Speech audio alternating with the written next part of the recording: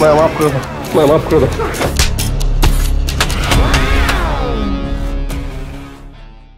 পারিবারিক গল্পে রায়হান রাফির মায়ায়।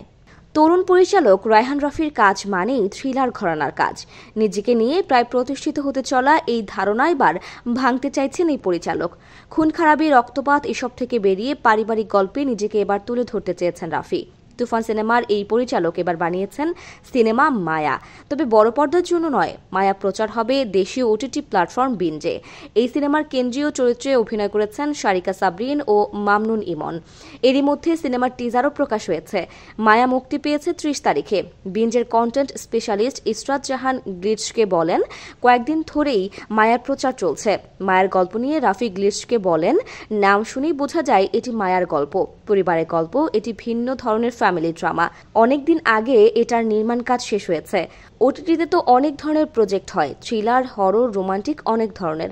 সেই জায়গা থেকে মনে হলো পারিবারিক গল্পের ভিন্ন ধরনের ফিল্ম দর্শকের সামনে আনা চাই। রাফি বলেছেন, হাসি খুশি একটি পরিবারকে মাদক কিভাবে গ্রাস করতে পারে সেই গল্প তিনি দেখিয়েছেন।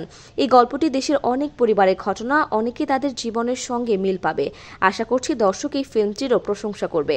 সারিকা ও ইমনের সঙ্গে রাফির এটিই প্রথম কাজ। এই দুই অভিনয় শিল্পী নিয়ে নির্মাতার ভাষ্য, তারা দুর্দান্ত অভিনয় করেছেন। এই ফিল্মটি দেখার পর দর্শক তাদের দুজনকেই নতুনভাবে চিহ্নিত করবে।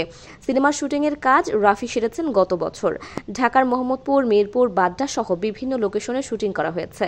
মায়া চরিত্রে অভিনয় করেছেন সারিকা। তিনি বলেন, পারিবারিক টানাপোড়েনের গল্পে এই সময় নারীদের সংগ্রাম আছে এই সিনেমায়। যে কোনো নারী এই গল্পে নিজেকে খুঁজে পাবেন। মায়া দিয়ে ওটিটিতে অভিষেক ঘটছে অভিনেতা ইমনের। রায়হান রাফির নির্মাণে ইমন সারিকা জুটির এটি প্রথম কাজ। 30 সেপ্টেম্বর SKS টাওয়ারে মায়া ওই ফিল্মের বিশেষ প্রদর্শনী উপলক্ষে সাংবাদিকদের সঙ্গে কথা বলেন সিনেমার কলাকুশলীরা।